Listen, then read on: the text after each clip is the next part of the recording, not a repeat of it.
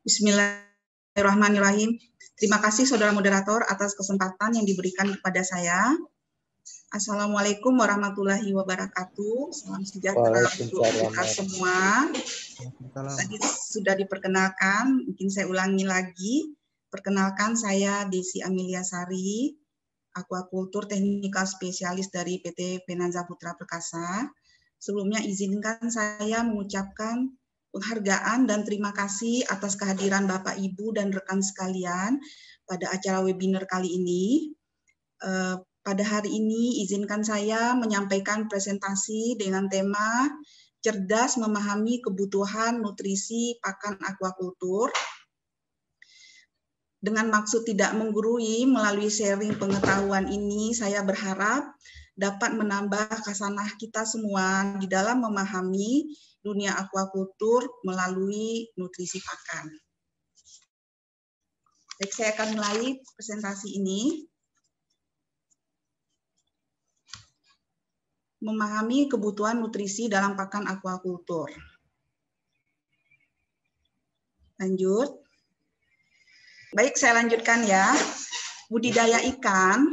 Budidaya ikan ini merupakan usaha produksi biota air dengan penerapan teknik domestika, yaitu membuat kondisi lingkungan yang mirip dengan habitat asli organisme yang dibudidayakan atau biota yang dibudidayakan, penumbuhan hingga pengelolaan usaha yang berorientasi ekonomi. Ya, pada saat ini ada slogan yaitu Gemar Ikan ya. Jadi peningkatan pengupayaan penggalakan oleh pemerintah untuk gemar memakan ikan, karena ikan atau udang itu merupakan sumber protein yang sangat baik untuk pertumbuhan, untuk nilai gizi masyarakat. Nah, pada kegiatan budidaya ini ada kegiatan utama yaitu pemberian pakan. Prinsip pakan sebenarnya adalah mencontoh kebiasaan makan dan pakan di alam. Seiring dengan usaha budidaya ikan yang semakin intensif, itu menuntut ketersediaan makanan dalam jumlah yang cukup. Nah, ketersediaan pakan alami semakin hari menjadi faktor pembatas karena semakin sempitnya lahan untuk hidup disebabkan oleh kepadatan yang tinggi di dalam budidaya yang semakin intensif dan sulit untuk kontinuitas di dalam jumlah besar. Oleh karena itu, pakan buatan menjadi solusi yang harus diadakan untuk keberlangsungan dan peningkatan laju produksi di dalam budidaya. Apa itu pakan buatan? Pakan buatan diartikan makanan untuk ikan yang diramu dalam berbagai macam bahan yang diolah menjadi bentuk khusus dengan kandungan nilai gizi yang sesuai dengan kebutuhan ikan yang dibudidayakan. Pakan buatan mengandung unsur dari berbagai macam bahan sehingga nilai gizinya dapat disesuaikan dengan kebutuhan, demikian pula kecernaan dan atraktannya sehingga dapat diterima oleh ikan. Lanjut. Nah, bagaimana menentukan kebutuhan nutrisi hewan aqua dengan tepat? Ya, lanjut. Nah, fungsi pakan utamanya itu adalah untuk pertumbuhan. Karena memang proses budidaya sebenarnya ada produksi percepatan pertumbuhan biota air itu. Ya, dalam hal ini ikan dan udang. Sebagai sumber energi diperlukan dalam proses fisiologis di tubuh ikan. Oleh karena itu, makanan harus mengandung zat-zat penghasil energi, yaitu protein, asam lemak, karbohidrat, dan juga mengandung vitamin mineral. Nah, zat makanan yang terkandung di dalam makanan itu disebut dengan nilai gizi atau nutrien. Nah, pakan ikan, produksi akuakultur yang semakin intensif itu sangat bergantung kepada pengendalian manajemen pemberian pakan dengan kandungan nutrisi esensial dan energi yang tepat dan ramah lingkungan. Pengendalian manajemen pemberian pakan ini sangat penting sekali untuk sustainability, keberlanjutan dari produksi atau budidaya itu. Karena memang kita tidak hanya puas dengan satu siklus, kemudian siklus-siklus berikutnya tidak dapat dilanjutkan. Jadi produksi ini harus berkelanjutan. Nah, untuk itu perlu sekali adanya manajemen pemberian pakan. Jadi pemberian pakan itu harus cukup, tidak underfeeding sehingga kurangnya pertumbuhan. Pada golongan ikan karnivora itu bisa menjadi kanibal kalau pakannya tidak cukup. Dan jika berlebihan akan menyebabkan sisa bahan organik yang tinggi sehingga menyebabkan pencemaran air. Oleh karena itu, manajemen pemberian pakan itu merupakan suatu keharusan atau disebut juga dengan feeding rate. Nah, pakan yang ramah lingkungan itu seperti apa saja? Yaitu pakan yang diproduksi dengan pengembangan pakan yang dapat menghasilkan rasio konversi pakan yang rendah. Jadi, semakin rendah rasio konversi pakan itu, akan semakin berkualitas pakannya. Bagaimana upaya yang kita harus lakukan? Yaitu yang pertama, meningkatkan daya rangsang pakan atau palatabilitas pakan, sehingga pakan ini dapat diterima oleh ikan dan udang. Setelah diterima, bagaimana dengan saluran pencernaan?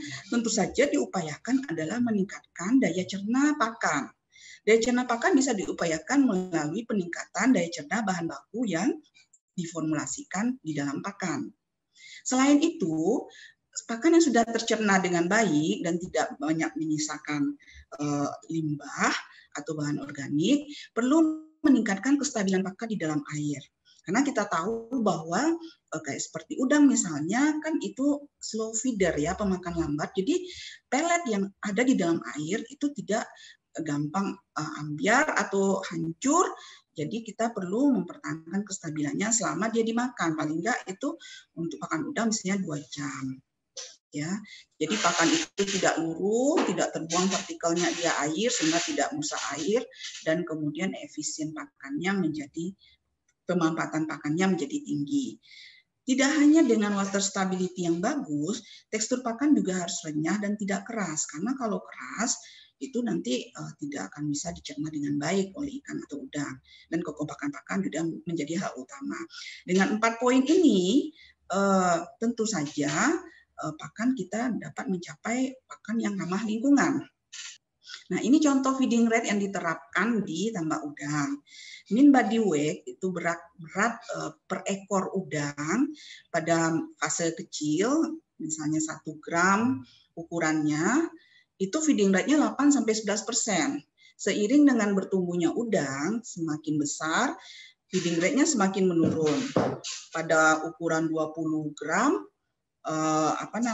feeding rate-nya itu 1,8 sampai 1,7 sampai menjelang panen.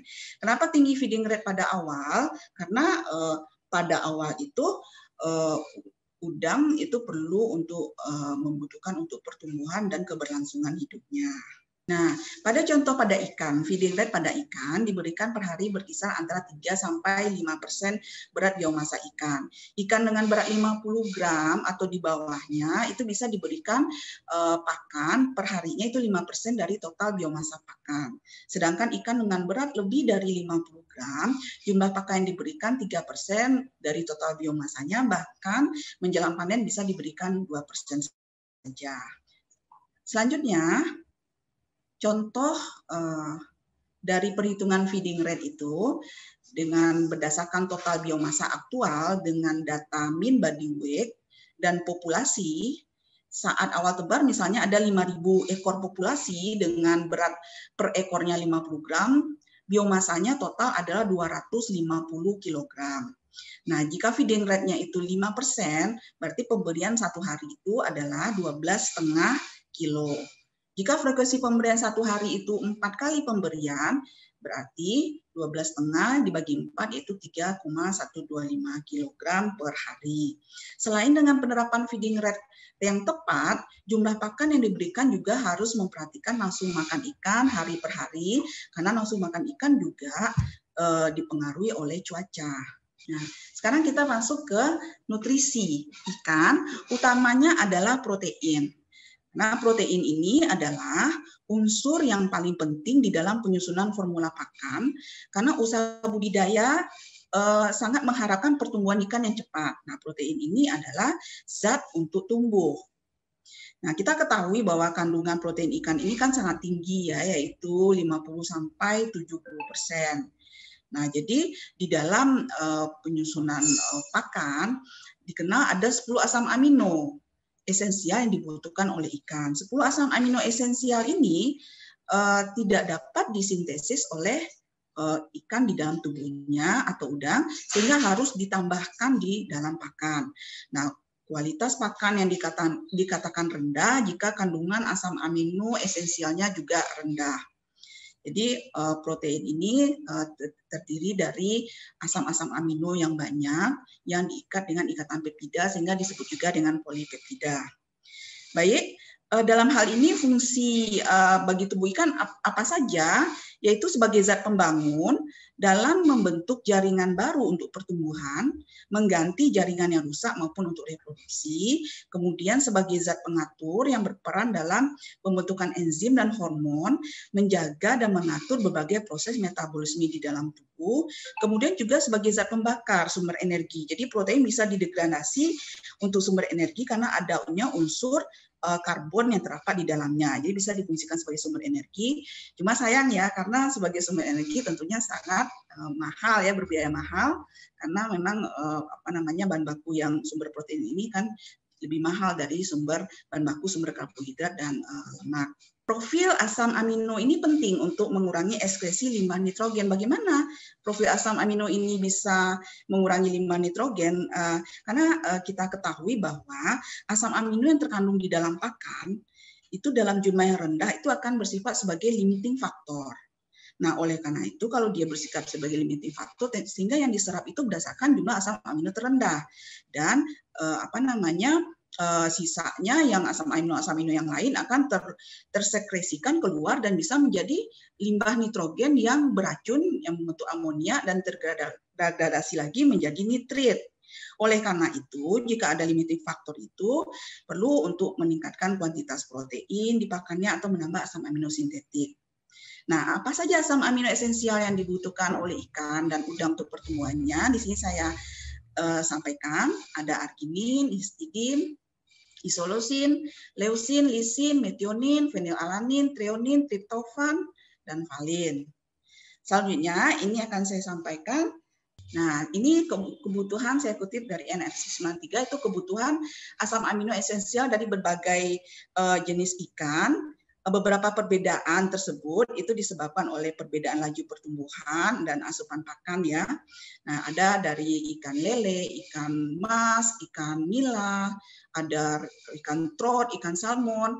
Nah, kemudian asam amino esensial dari metionin bisa juga dipenuhi dari sistein, ya, asam amino esensial, bisa diakumulasikan ketersediaannya. Fenilalanin bisa juga diakumulasikan dengan tirosin. Nah, ini contohnya kebutuhan dari asam amino esensial. Nah, sumber protein kita kenal itu ada dari hewani, ada yang dari nabati. Nah, umumnya sumber protein dari hewani ini terutama dari hewan air atau laut, dari marine feedstuff, itu lebih tinggi asam aminonya, lebih lengkap dibandingkan dengan dari sumber protein nabati. Contohnya ada tepung ikan, ada tepung cumi, ada tepung ayam, ada tepung daging, ada tepung udang, ada juga tepung kerang.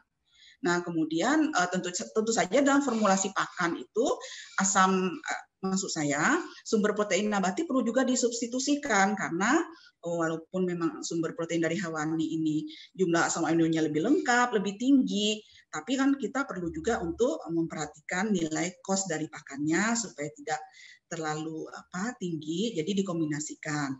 Nah, protein nabati yang berasal dari tumbuh-tumbuhan itu dari biji-bijian, dari bungkil, di mana biji-bijian itu sudah diekstrak lemaknya atau oilnya atau minyaknya yang disebut defected. Ada bungkil kedelai, ada bungkil kacang tanah, ada bungkil rapeseed yang sudah diekstrak dari canola oil. Nah, itu proteinnya tinggi secara kuantitas, tetapi asam aminonya tidak selengkap sumber dari hewani. Pemanfaatan protein nabati ini melalui teknologi ekstruksi. Jadi melalui thermal processing kecernaannya akan meningkat. Lanjut.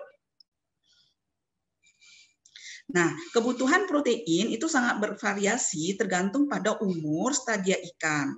Ikan pada stadia muda itu membutuhkan tingkat protein lebih tinggi untuk mendukung pertumbuhan daripada ikan dewasa.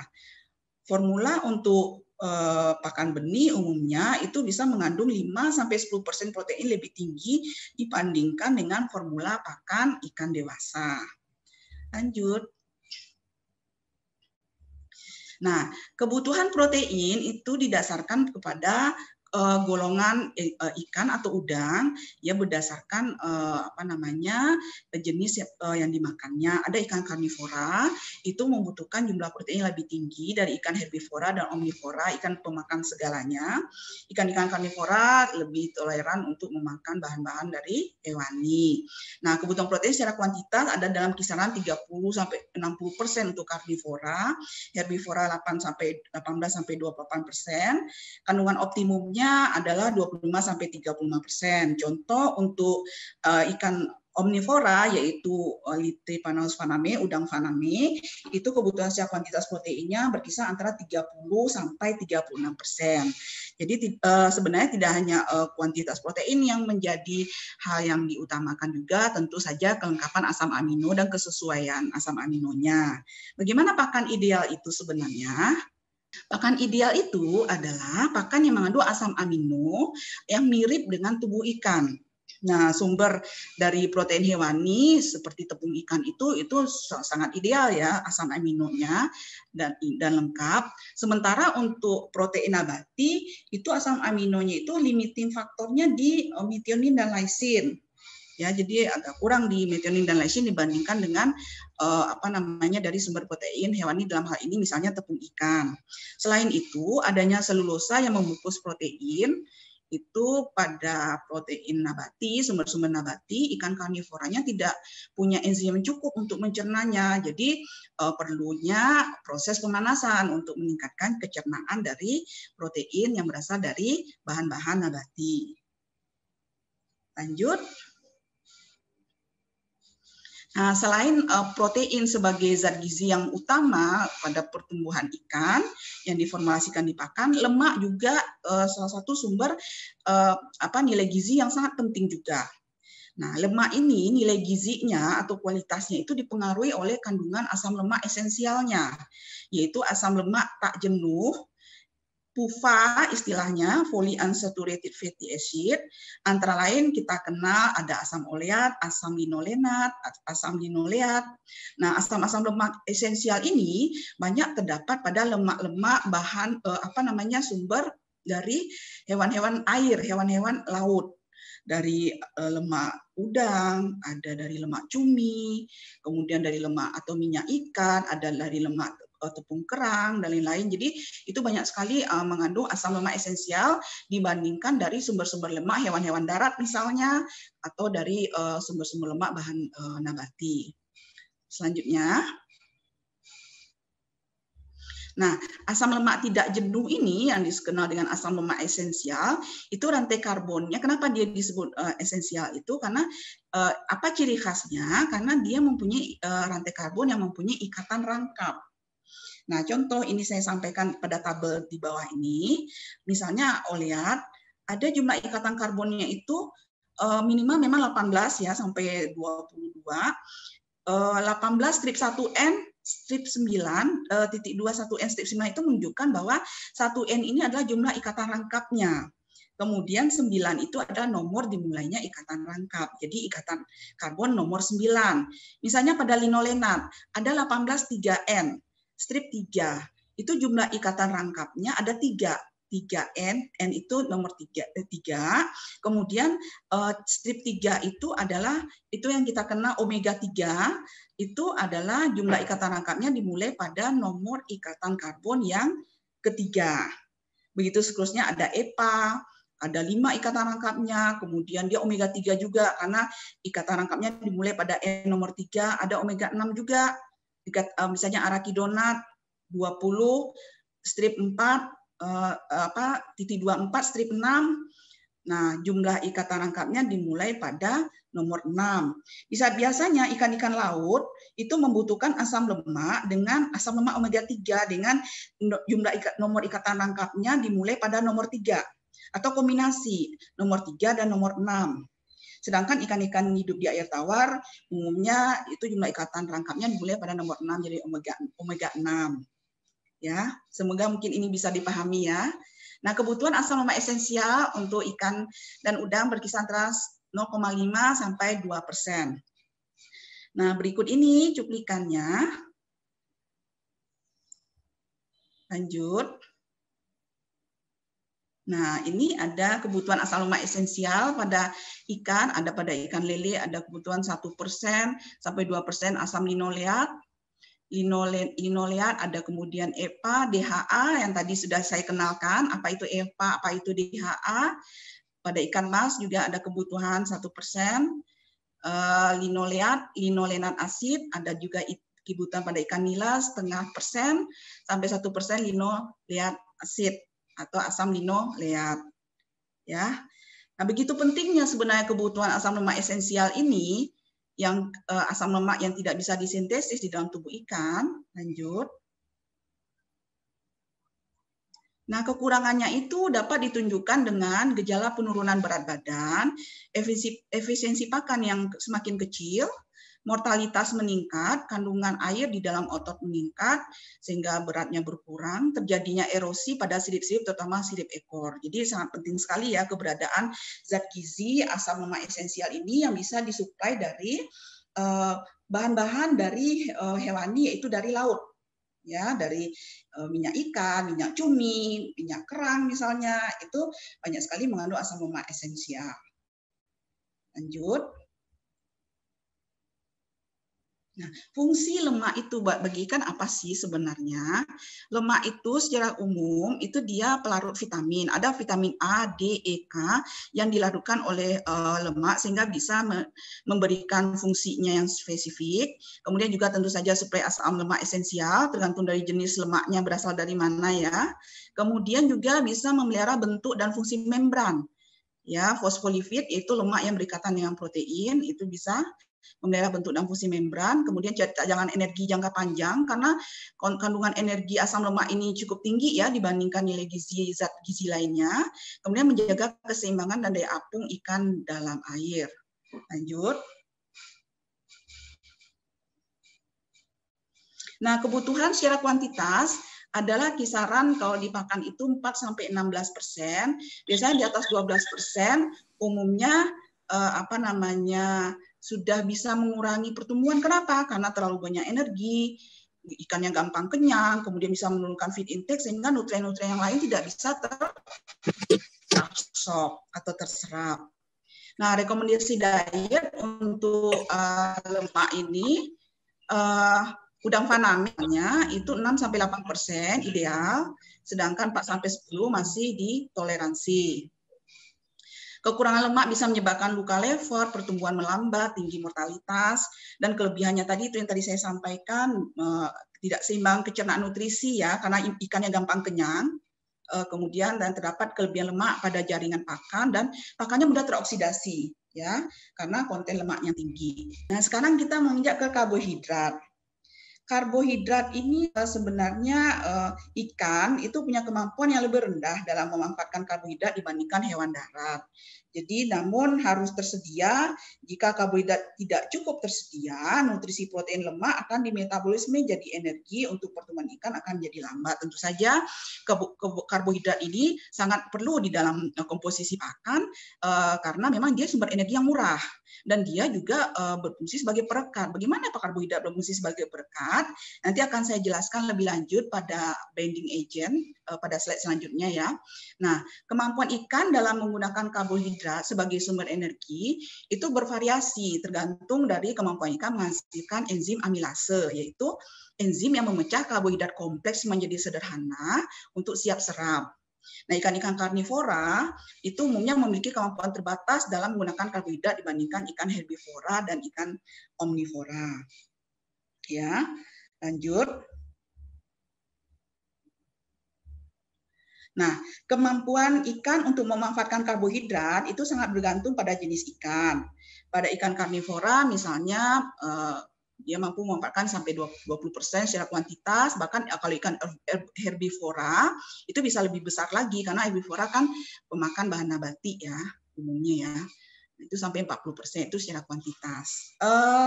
Karbohidrat merupakan sumber energi yang murah, itu tadi sudah saya sampaikan, sebagai protein sparing effect. Bagaimana karbohidrat ini bisa sebagai protein sparing effect? Jadi dengan fungsinya sebagai protein sparing effect ini, dia bisa menurunkan biaya produksi pakan dan mengurangi pengeluaran limbah nitrogen. Bagaimana itu bisa dilakukan? Penambahan nutrien non-protein, atau yaitu seperti apa? Karbohidrat, lemak, itu berperan sebagai penghasil energi. Ya, itu protein sparing effect. Sehingga apa? Sehingga kalau kedua nutrien non-protein ini tercukupi sebagai penghasil energi, tentu saja protein tidak terpakai sebagai penghasil energi, sehingga protein tidak didegradasi atau dirombak di metabolisme menjadi energi, dan kemudian karena protein ini kan mengandung nitrogen di dalam, ada unsur nitrogennya, jadi kalau dia dimanfaatkan sebagai energi, nitrogennya akan keluar. Nah, nitrogen akan keluar itu akan mencemari lingkungan pastinya. Jadi dengan adanya karbohidrat ini, kebutuhan energi tercukupi, dan sehingga fungsi protein sebagai penunjang pertumbuhan akan menjadi optimal. Jadi begitu penjelasannya. Ya, lanjut. Semoga bisa dipahami ya. Nah, energi pakan tadi saya sudah sampaikan, kalau lemak itu energinya itu lebih tinggi dari protein dan karbohidrat secara per gramnya ada 9,45 kilokalori.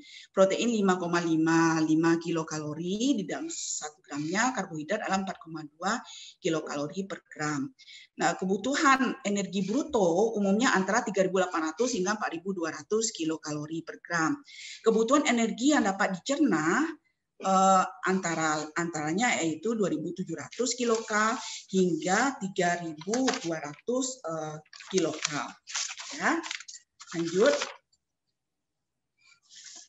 Keperluan energi untuk ikan ini di dalam dietnya itu dinyatakan di dalam satuan energi digestible energy yang tadi saya sampaikan. Digestible energy ini adalah keperluan energi yang dinyatakan yang didefinisikan yaitu energi tanpa fekal atau feses. Ya, didefinisikan sebagai bagian yang tidak terdapat dalam feses. Jadi gross energi itu ada energi yang keluar melalui feses, kemudian itu sekitar 25% indikasinya, kemudian 75% perkiraan adalah digestible energi. Nah, itu yang dihitung dihitung untuk keseimbangan energi dengan protein. Jadi DE per protein, digestible energi per protein. Nah, keseimbangan itu tercapai menyebabkan protein akan semakin optimal termanfaatkan nantinya untuk pertumbuhan. Ya, jadi dari situ dihitungnya.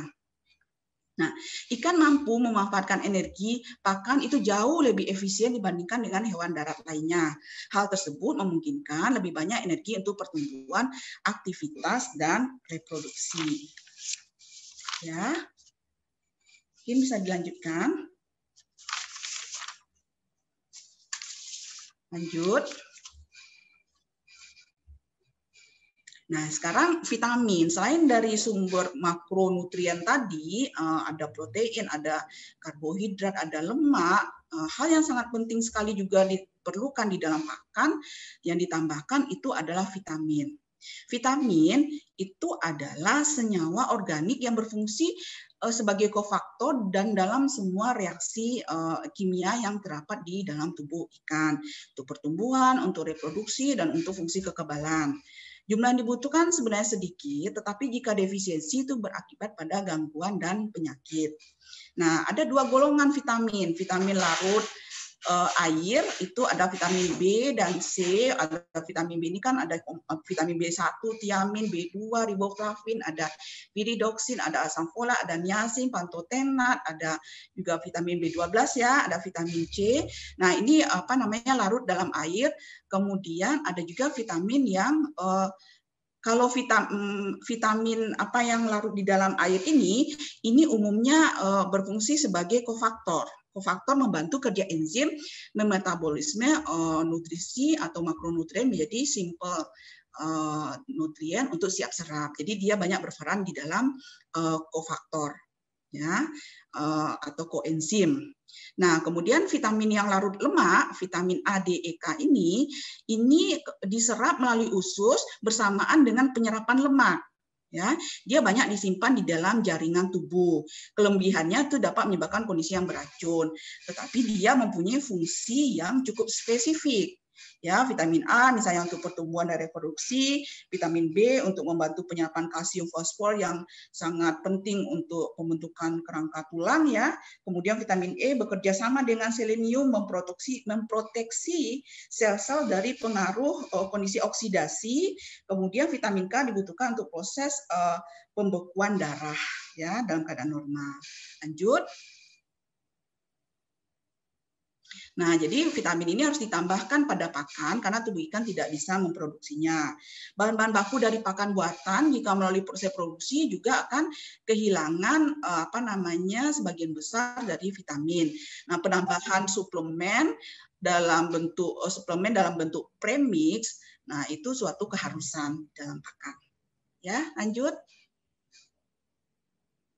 Nah, kenapa penting? Karena gejala pada ikan jika defisiensi vitamin itu bisa menyebabkan nafsu makan menurun, perlambatan pertumbuhan, warna menjadi tidak abnormal, kemudian gampang terserang penyakit. Sekarang banyak sekali penyakit ikan dan udang karena bakteri atau virus ya.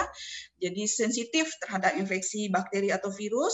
Kemudian pertumbuhan sirip terganggu, perlambatan proses penyembuhan luka karena kekurangan vitamin C misalnya. Ya, lanjut. Nah, jadi oleh karena itu, bagaimana ikan supaya tetap sehat? Pakan harus mengandung vitamin yang disesuaikan dengan kebutuhan ikan, ukuran, umur, dan kondisi lingkungan. Ini contoh aplikasi vitamin nih pada budidaya, misalnya pada induk vitamin E itu bekerja sama dengan asam lemak esensial untuk pematangan gonad, vitamin C misalnya pada benih untuk anti stres, untuk imunitas, sistem kekebalan, dan juga untuk pembentukan kolagen. Ya, lanjut. Nah, kemudian mineral. Mineral dalam makanan ikan itu mempunyai peranan penting, ya, karena ikan tidak dapat memproduksi mineral sendiri.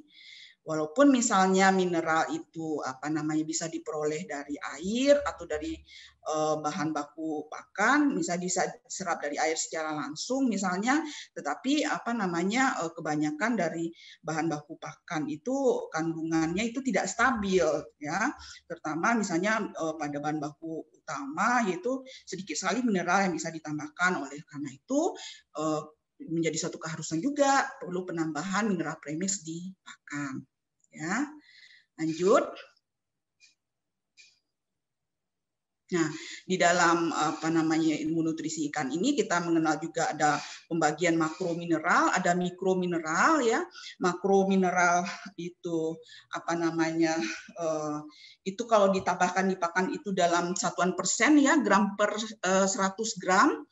Nah, disebut makro karena lebih besar penambahannya. Kemudian mikromineral itu dalam part per million ppm, yaitu miligram per kilogram. Ya. Nah, apa saja sih yang makromineral itu, gitu kan? Makromineral itu ada kalsium, ada fosfor, kemudian ada klorida, sodium, potasium, magnesium. Nah, mikro itu ada zinc. Zinc itu sebenarnya melimpah di air, tapi pada tambak sudah banyak berkurang ya. Jadi perlu ditambahkan pastinya di pakan. Kemudian mangan, ada kuper, ada selenium. Selenium ini berperan juga sebagai dalam pemanfaatan sumber energi non protein, membantu proses metabolisme glukosa menjadi energi, kemudian juga membantu peningkatan hormon insulin untuk mempercepat penyerapan gula sehingga menjadi energi. Jadi dia bisa juga sparing efek protein ya, adanya selenium ini. Kemudian kromium ini juga banyak diteliti sekarang untuk manfaatnya untuk ikan, ada fluor, iron, Fe, iodium. Ya, lanjut. Nah, mineral Ca dan P ini sangat esensial sekali untuk pembentukan kerangka tulang, untuk pertumbuhan tulang. Jadi di dalam pakan udang misalnya ada rasio yang harus dicapai untuk Ca dan P ini 1:1 sampai 2:1.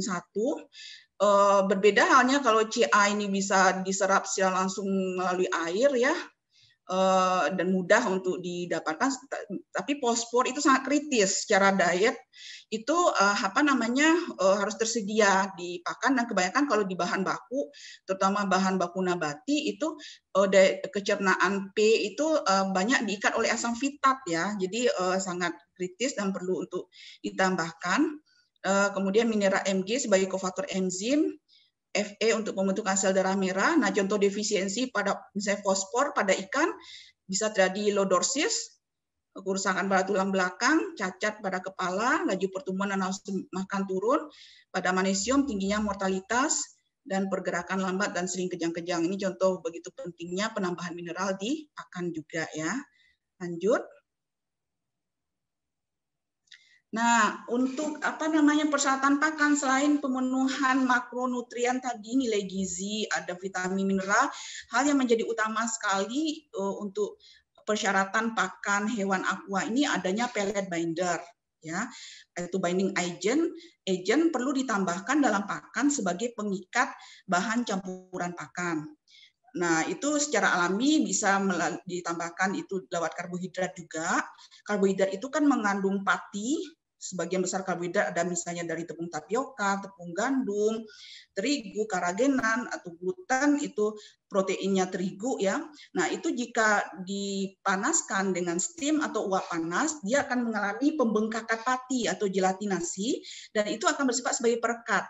Jadi akan merekatkan partikel pakan sehingga kebertahanan bentuk pakan di air dapat dipertahankan. Jadi perlu sekali penambahan pellet binder ini di pakan, baik itu dari bahan dari karbohidrat, dari bahan alami, atau juga dari sumber bahan aditif yang pengaplikasiannya tidak harus dengan panel, misalnya polymethyl carbamide dan karboksimetil selulase, ya itu bisa ditambahkan. Kenapa kita perlu menambahkan binder? Tadi sudah saya sampaikan ya, untuk kita membutuhkan water stability pellet di air pada saat diaplikasikan. Nah, ini saya sampaikan juga, saya kutip ya dari ini tabel ini, ada binder apa saja sih yang kita bisa pakai gitu kan. Yang tadi ada karboksil metil selulose atau CMC, pemakaiannya 0,5 sampai 2%. Ini bagus tapi mahal ya, karena dia dipakai juga untuk di food ya. Kemudian ada alginat, ada PMC, polymethyl carbamide, itu bisa 5 sampai 8 kilo, sangat baik, sangat bagus sebenarnya diaplikasikan. Ada guargam, ya contoh-contoh binder yang bisa diaplikasikan di pakan, ada hemiselulosa, hemiselulose, ada bentonite, ada ada pati-pati yang sudah tergelatinisasi yang siap untuk langsung merekat ya, karena sudah tergelatinisasi. Ada pati dari jagung, dari kentang, sorghum, ada dari beras, ada dari cassava ya, dari singkong, ada wheat gluten juga. Nah, ini nanti bisa pertimbangannya nanti berdasarkan bagaimana additional cost ya. Jadi kemudian bagaimana juga dia bisa bekerja dengan baik ya. Hal yang utama juga bagaimana pakan itu, tadi di awal sudah saya singgung bahwa perlu palatabilitas pakan supaya pakan tidak terbuang di air dan bisa dimakan oleh ikan dan udang. Perlu adanya atraktan. Atraktan ini harus ada di dalam pakan, terutama pakan-pakan hewan aqua ya, terutama pakan udang juga, itu adalah berfungsi untuk stimulan atau perangsang nafsu makan. Jadi udang dan ikan ini dia punya kemoreseptor. Kemoreseptor itu untuk menangkap keberadaan pakan. Nah, dengan adanya atraktan ini akan dikenal kemoreseptornya, itu akan teridentifikasi oleh ikan dan udang.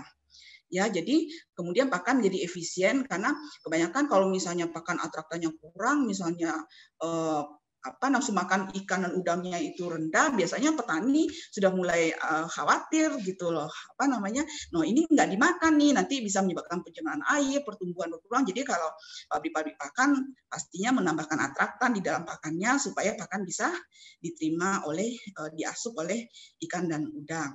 Biasanya dicampur di dalam pakan sebanyak 0,3 sampai 5 kilo. Apa aja sih contohnya? Ya, Ada tepung krill, ada pasta cumi, minyak ikan, tepung ikan. Nah, atraktan-atraktan yang umum itu berasal banyak dari laut ya, karena asam amino dari bahan-bahan laut itu tinggi sekali. Nah, asam amino ini adalah berfungsi sebagai atraktan yang akan menarik si udang atau si ikan untuk menemukan pakannya gitu loh, untuk memakan pakannya gitu. Nah, jadi banyak dipakai ya. Pasta cumi misalnya atau tepung kerang itu bisa difungsikan sebagai atraktan. Kemudian juga ada protein hidrolisat ya. Misalnya dari tuna hidrolisa. Jadi bahan tuna kemudian melalui proses hidrolisa itu sudah dipecah-pecah proteinnya menjadi asam amino pendek-pendek, asam amino atau peptida kecil. Nah, itu juga sangat tajam ya untuk sebagai atraktan. Nah, itu bisa diaplikasikan juga. Kemudian atraktan kimia juga ada betain, ada asam-asam amino single, ada glisin, prolin, taurin, valin. Jadi penting sekali penambahannya di dalam pakan ya. Tergantung nanti mengkombinasikannya dari atraktan kimia, aditif atau dari atraktan yang bersifat raw material atau bahan baku ya. Antioksidan. Oksidasi lemak di dalam pakan atau bahan pakan itu dapat menyebabkan nutrisi rendah. Kenapa? Karena dengan teroksidasinya lemak, terutama asam lemak tidak jenuh yang telah teroksidasi oleh oksigen, itu mengalami penurunan nilai nutrisi. Begitu juga dengan asam lemak yang vitamin yang larut di dalam lemak. Ya, kemudian akan menghasilkan radikal bebas, peroksida beracun dan berbau tengik. Jadi pakan kalau disimpan lama kemudian teroksidasi, berbau tengik itu palatabilitasnya sudah hilang. Jadi ikan dan udang sudah menolak pakan gitu. Jadi sangat penting sekali penambahan antioksidan di dalam pakan. Potensi untuk pembentukan senyawa beracun yang tadi saya sampaikan ada peroksida beracun itu bisa dikurangi dengan penambahan senyawa sintetis, ada hidroksianisol butiletid, ada hidroksitoluen butiletid, etoksikuin, dan bisa juga kombinasi ketiganya yang bersifat sinergi ya. Kemudian ada juga pada kondisi alami vitamin E, vitamin C bisa juga sebagai antioksidan. Nah, penambahan antioksidan itu di pakan umumnya itu sekitar 250 ppm. Jadi sangat perlu ya adanya penambahan antioksidan karena bahan pakan kita ini juga terutama kalau banyak mengandung asam lemak tidak jenuh yang mudah sekali teroksidasi. Dari semua uraian tadi saya baik nutrisi, kemudian persyaratan-persyaratan pakan aqua ini, apa sih sifat dan syarat pembuatan pakan itu? Pakan itu harus mudah dicerna dalam usus ikan. Jadi pakan itu harus instan available gitu. Jadi kalau untuk itu makronutriennya harus bisa menjadi simple nutrien yang bisa langsung serap, seperti misalnya kompleks karbohidrat menjadi glukosa yang siap serap, kemudian protein menjadi asam amino yang siap serap, lemak menjadi asam lemak yang siap serap. Itu harus mempunyai high digestibility. Bagaimana upayanya? Bisa melalui thermal processing, bisa melalui kemudian pengaplikasian enzim, bisa melalui fermentasi juga bisa mencerna dengan mikrobatnya mensekresikan enzim untuk memecah kompleks nutrien. Kemudian sesuai dengan perilaku makan ikan, ada sinking, ada floating, ya ada yang tenggelam, ada yang mengapung. Kemudian harus tahan di dalam air ya karena diaplikasikannya di air, tidak gampang buyar, tapi tidak boleh juga keras teksturnya, tapi bentuknya itu tidak gampang buyar ya. Karena pengaplikasiannya di air seperti itu, pemakan udang pemakan lambat ya, ikan juga jadi butuh kebertahanan di air cukup lama. Kemudian harus mengandung atraktan, itu sudah menjadi suatu keharusan. Tipe-tipe pakan yang biasa diproduksi di pabrikan itu ada powder untuk larva atau ada crumble juga, itu pecahan pelet ya untuk udang ukuran ikan atau udang ukuran sampai 3 gram juvenil fos larva.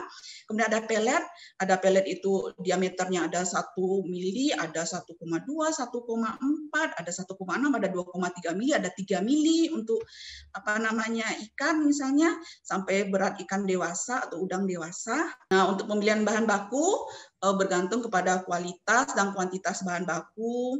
Tentu saja kandungan gizi dan nutrisinya harus dicermati, pencernaannya mudah dicerna, daya serapnya untuk ikan baik, tidak mengandung senyawa anti nutrisi, Bagaimana sih menganulir senyawa anti nutrisi itu dengan berbagai treatment ya, bisa dengan thermal processing yang mencukupi, makanya pakan aqua itu pengaplikasian panasnya cukup tinggi ya, berbeda dengan pakan poultry misalnya, kemudian bisa dengan fermentasi, kemudian harga yang yang ekonomis ya, tidak bersaing bahannya itu dengan untuk kebutuhan food atau makanan manusia.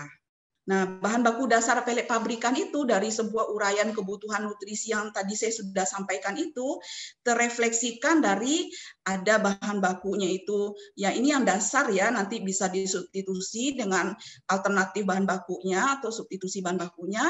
Itu tepung ikan bisa disubstitusi dengan mungkin kedelai, tepung ikan juga bisa disubstitusi dengan ada tepung cumi, ya kan, ada tepung kerang misalnya, ada tepung udang, kemudian mungkin kedelai ada juga bungki kacang tanah, gitu kan. Kemudian untuk sumber karbohidratnya ada terigu, ada dedak, ada polar, ada juga gaplek misalnya. Kemudian ada untuk sumber asam lemak esensialnya mana?